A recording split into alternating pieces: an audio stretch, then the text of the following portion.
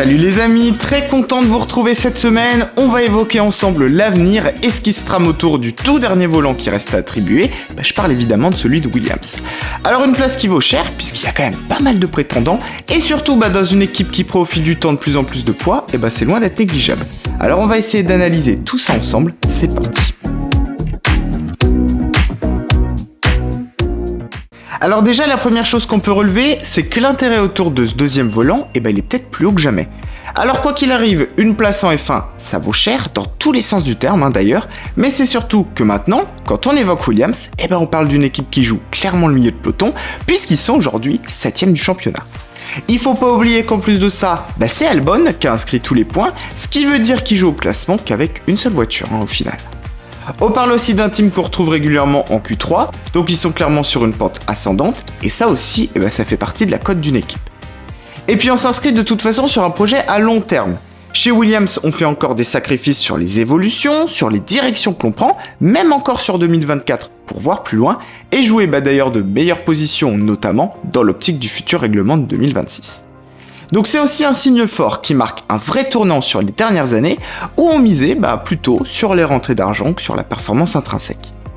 Et ça, c'est aussi grâce à l'arrivée de James Vowles qui a remis un petit peu les pendules à l'heure, et l'ingénieur qu'il est, il veut avant tout redonner ses lettres de noblesse au team et surtout mettre les résultats sur la piste au cœur du process plutôt que les résultats financiers. On s'oriente maintenant sur un choix de 2 pilotes performants qui auront mérité leur place grâce à ce qu'ils font sur la piste, plutôt qu'un panachage des forces comme on avait connu jusque-là. Alors en parlant des pilotes justement, on va faire le point sur les prétendants potentiels, les chances de chacun, c'est parti. Alors déjà ce qui est clair, c'est que les dernières annonces, elles viennent déjà éclaircir un petit peu les choses. Du côté de chez AlphaTauri, on a fait son choix, Ricciardo et Tsunoda seront les titulaires pour 2024 et Lawson sera le pilote de réserve. Alors ça signifie clairement, Liam il peut tout à fait rejoindre Williams.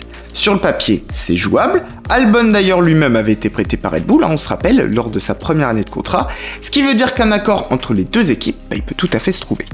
Ça va aussi de pair avec la volonté de l'équipe britannique de compter sur 2 pilotes performants pour s'inscrire dans l'avenir. Alex a montré son niveau, son investissement, ses qualités techniques de mise au point, tout comme sa combativité, et Lawson, lui il a montré que sa place elle n'avait rien à voir avec le hasard, et les 2 points marqués à Singapour, ça en est clairement la preuve. Oui mais voilà, l'avenir c'est justement ce qui peut bloquer aussi. Les performances de Lawson elles sont là, clairement, mais Horner et Marco veulent aussi garder des portes ouvertes en vue de 2025, et pourraient donc potentiellement rappeler Lawson à la maison à ce moment-là. Ça signifie donc pour Williams qu'on serait plutôt sur un line-up temporaire, et le flou de l'avenir, ça pourrait aussi refroidir l'équipe de vouloir le signer et conclure un accord avec Red Bull, c'est en tout cas l'avis de Christian Horner.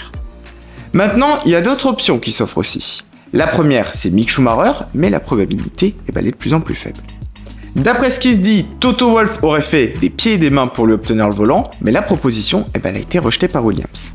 La raison à ça, ce serait que les données récoltées par Mick lors de ses sessions de simulateur, elles auraient été transmises à James Vowles et que le directeur de Williams, il n'aurait pas été spécialement convaincu.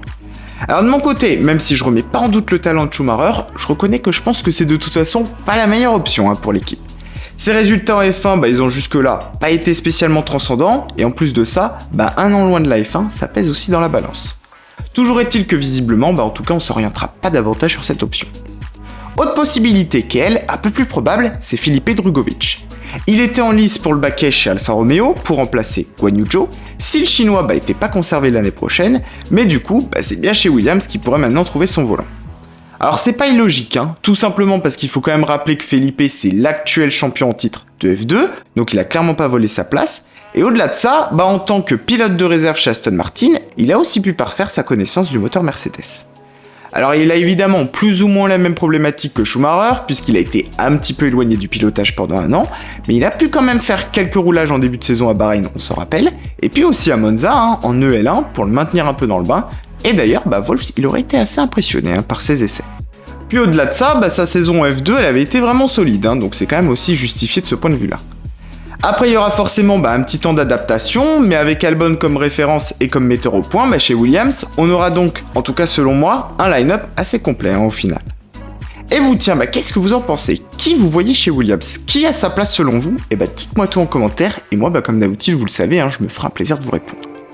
Voilà les amis, en tout cas pour cette petite vidéo analyse, j'espère qu'elle vous a plu. N'oubliez pas de liker et surtout de vous abonner en activant la petite cloche des notifs, je compte sur vous pour m'encourager et aussi être au courant de mon prochain contenu.